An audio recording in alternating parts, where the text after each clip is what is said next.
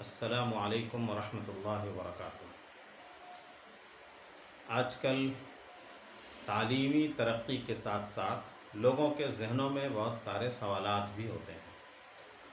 کچھ لوگ عجیب عجیب سوال کرتے ہیں، مثلا اللہ تعالیٰ ہے تو کہاں ہے؟ اس طرح کے سوالات کرتے ہیں۔ یہ ظاہر ہے کہ یہ سوالات ان کے ذہنوں میں اس لیے پیدا ہوتے ہیں کہ ان کی تعلیم ایسی ہوتی ہے جو اس طرح کے سوالات پر ابھارتے ہیں، جو الحاد، دہریت اور خدا کو نہ ماننے والی کیفیت ان کے اندر پیدا کرتے ہیں، شکوک اور شبہات پیدا کرتے ہیں۔ آج آپ کے سامنے ایک واقعہ نقل کیا جا رہا ہے۔ اس سے اس طرح کے سوالات کے جوابات آپ کو معلوم ہو جائیں گے اور یہ سوچ سکتے ہیں کہ ہم بھی اگر اس طرح کے الٹے سیدھے سوالات خیال آتا ہے ہمارے ذہن میں، یا اگر ہم سے کوئی سوال کرتا ہے تو ہم بھی اس طرح کے جوابات ڈھونڈ سکتے ہیں، تلاش کر سکتے ہیں۔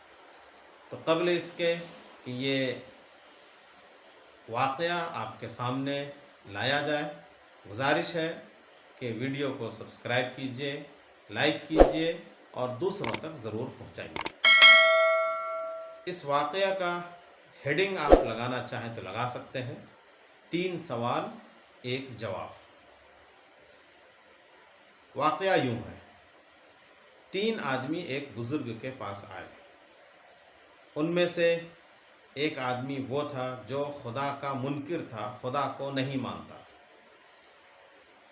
اس نے آ کر یہ سوال کیا کہ آپ لوگ کہتے ہیں کہ خدا موجود ہے، اگر یہ صحیح ہے تو دکھائیے خدا کہاں ہے۔ دوسرا شخص جو قیامت میں آگ کے ذریعے سے عذاب دیے جانے کا انکار کرتا تھا، اس نے کہا آپ لوگ کہتے ہیں کہ قیامت میں لوگوں کو آگ کا عذاب دیا جائے گا، تو اب سوال یہ ہے کہ جن کو پیدا کیا گیا ہے آگ سے، جنات اور شیاطین کو آگ سے پیدا کیا گیا ہے، تو بھلا ان کو آگ سے عذاب کیسے دیا جائے گا؟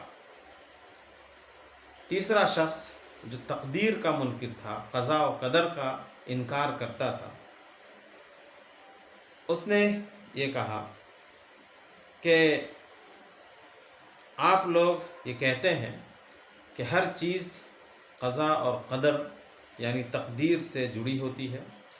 اگر یہ بات صحیح ہے تو اس کا مطلب یہ ہے کہ انسان جو بھی کام کرتا ہے وہ اس کے لیے مجبور ہوتا ہے، اور ایسے کام پر جس کے کرنے پر انسان مجبور ہو، اس کو گرفت کرنا اور اس کو سزا دینا کہاں تک درست ہے؟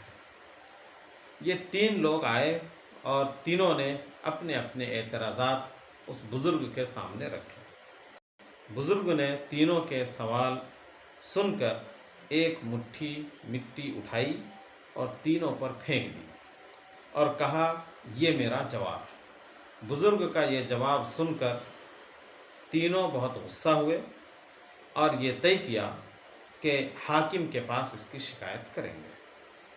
چنانچہ تینوں حاکم کے پاس پہنچے اور سارا واقعہ بیان کیا۔ حاکم نے ان بزرگ کو بلوایا اپنے دربار میں اور ان سے پوچھا کہ یہ تینوں جو کچھ کہہ رہے ہیں کیا وہ صحیح ہے؟ بزرگ نے جواب دیا ہاں بالکل صحیح ہے۔ حاکم نے کہا تو پھر آپ نے ایسا کیوں کیا؟ اس کی کیا وجہ ہے؟ بزرگ نے جواب دیا پہلے شخص نے مجھ سے کہا کہ اگر خدا کا وجود ہے تو مجھے دکھائیے، کیونکہ اس کے نزدیک ہر موجود چیز کا نظر آنا ضروری ہے۔ اگر یہی بات ہے تو یہ مجھے وہ تکلیف دکھائے جو اس کو میری مٹی پھینکنے کی وجہ سے ہوئی ہے۔ پہلے شخص نے کہا میں تکلیف تو نہیں دکھا سکتا، البتہ اس کا اثر دکھا سکتا ہوں۔ بزرگ نے جواب میں کہا تو پھر خدا کو بھی میں نہیں دکھا سکتا، خدا کو بھی نہیں دکھایا جا سکتا، البتہ اس کی ہزاروں نشانیاں دیکھی جا سکتی ہیں جس کا انکار کوئی پاگل شخص بھی نہیں کر سکتا۔ دوسرے شخص نے مجھ سے کہا کہ جنوں کو آگ سے پیدا کیا گیا ہے تو اسے آگ سے کیسے عذاب دیا جائے گا جب کہ آگ ہی سے وہ پیدا کیے گئے ہیں؟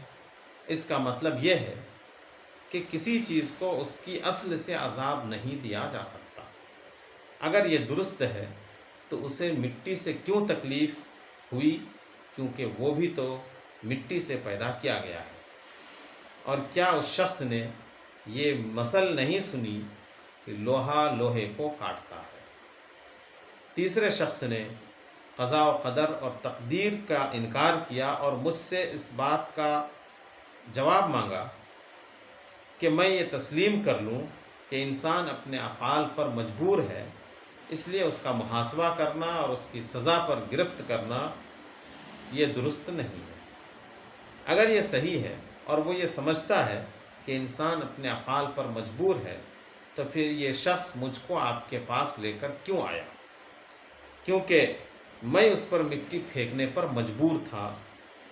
بزرگ کے یہ جوابات سن کر تینوں آدمی بہت شرمندہ ہوئے اور اپنے عقیدے کی انہوں نے اصلاح کی۔